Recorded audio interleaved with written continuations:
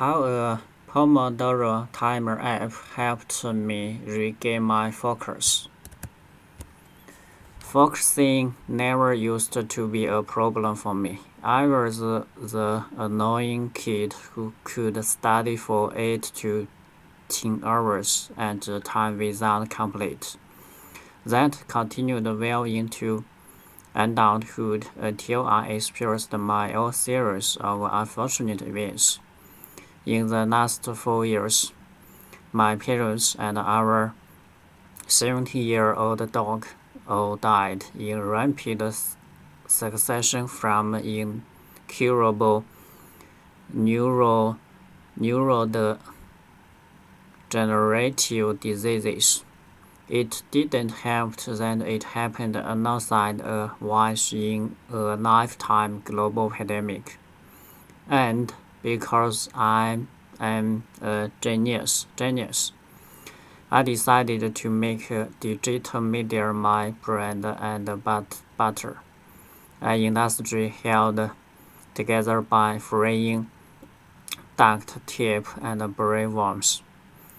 Needless to say, I started off 2022 as a hot mess. All that time spent homeschooling and grieving left my focus in shambles.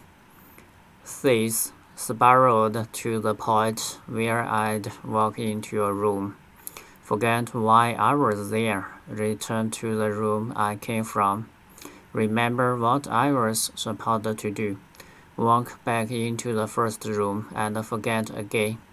But the reality of adulthood is you only have a month before you are expected to resemble a functioning human again. My problem was I didn't know how. Surprisingly, my answer was a tomato timer. Pomodoro timers I too used with the Pomodoro technique, developed in 1980s by Francisco Carino. The idea is to devote 25 uninterpreted minutes to a task. When you are done, you can take a 5 to 10 minutes break. Each 25-minute intervals is called a Pomodoro. And after 4 Pomodoros, you can take a longer 15 to 30-minute break. If you finish early, you use the remaining time to either review your work or plan upcoming Pomodoros. You can also tweak the length of intervals and breaks to what works best for you. I've used Pomodoro timers off and on for the past decade, perhaps longer, but they never really stuck. I mostly used them in my school days to study for exams, and even then I played fast and loose with actually use the timer. This time was difficult. On top of work deadlines, I also had to plan funerals at home and in South Korea. I had to consult with probate lawyers, learn how to be an executor of my parents' estates, deal with real estate sales, and even spend 45 minutes explaining to a Citibank rep that my mom was dead and couldn't come to the thing. I never knew where to start because everything was urgent, and my to-do list resembled CVS recipes. Worst of all, I could barely focus on anything for more than a few minutes at a time. What I needed was a Pomodoro timer with a built-in to-do list. After poking around the internet, I landed on first to do. I didn't expect much. It It never stuck before, so why would it now?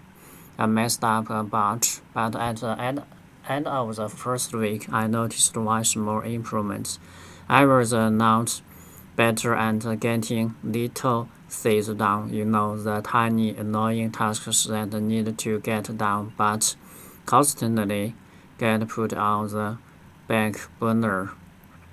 Those tasks always leave me anxious, but that week I felt immense relief. The Focus To Do app gives you an estimate of how many hours your list will take. That in turn helped me to better visualize what I could reasonably get done today and what had to be moved to the next day. It also taught me how long I spent on recurring tasks. For instance, I now know it takes me 6 to 8 Pomodoro to write 2,000 words.